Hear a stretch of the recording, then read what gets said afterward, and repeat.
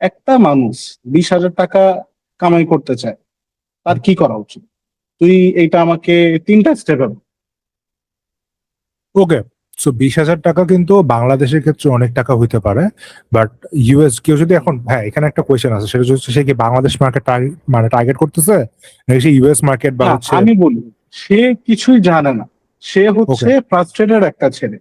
সে রাতের বেলা রাত 3টায় চিন্তা করতেছে যে আমার লাইফে কিচ্ছু হচ্ছে না, আমার কোনো আব্বু আমাকে আর টাকা দেয় না, আমার হাতে আর কিছু নাই, তো আমাকে এখন ইনকাম শুরু করতে হবে।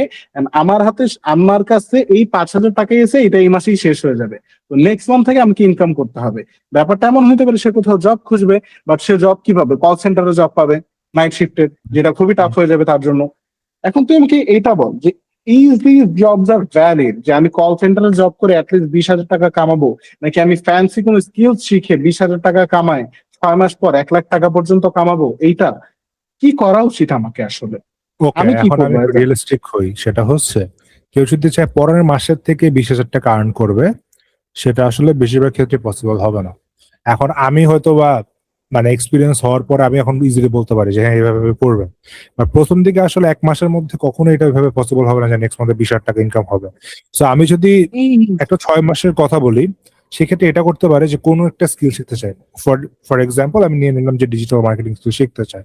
তো সে ডিজিটাল মার্কেটিং প্রথমে শেখা শুরু করলো ইউরোপ থেকে। পাশাপাশি বাংলাদেশে অনেক ভালো ভালো মার্কেটিং এজেন্সি আছে, যেমন গ্রে ঢাকা আছে, টাইগার মিডিয়া আছে, আরো অনেক অনেক এজেন্সি আছে যারা হচ্ছে অনেক সময় ইন্টার্নও নেয়। সো আমি আমি নর্থ সাউথের অনেককে চিনি, মানে আমার থেকে জুনিয়র 2-3 বছরের। ওরা হচ্ছে ইন্টার্নশিপ করতেছে ওইসব এজেন্সিতে, ওইখানে মোটামুটি ভালো পে করে। $10,000, 10,000 টাকা, 15,000 টাকা এরকম পে করে।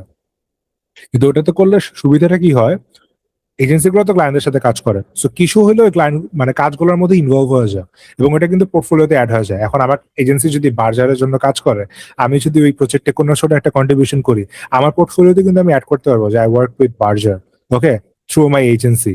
সো এইভাবে করে কিন্তু পোর্টফোলিও গ্রো করা যাবে, এইভাবে করে কিন্তু এক্সপিরিয়েন্সও পাওয়া যাবে। এরপর এর মাঝখানেও যে সেলস শেখা, লিড জেনারেশন শেখা যাবে। এরপরে 2-3 মাস পর থেকে আস্তে আস্তে রিচ আউট করা যাবে, এবং রিচ আউট করে প্রথম মানে আমি একটা সহজ কথা বলি, মানে লাইফ হঠাৎ করে চেঞ্জ হয়ে যেতে পারে ইনশাল্লাহ, যদি কেউ একটা হাই টিকেট ক্লায়েন্ট পায় ইউএসএ বেসড। হ্যাঁ, কথার কথা যে একটা ক্লায়েন্ট পায় $1,500। আমার একটা ক্লায়েন্ট, আমি ওপেনলি বলি, সেটা হচ্ছে আমি যখন ইউনিভার্সিটির একদম ফার্স্ট ইয়ারে, আমার ফার্স্ট ক্লায়েন্টটা ছিল probably $3,000 A, and the game change after that.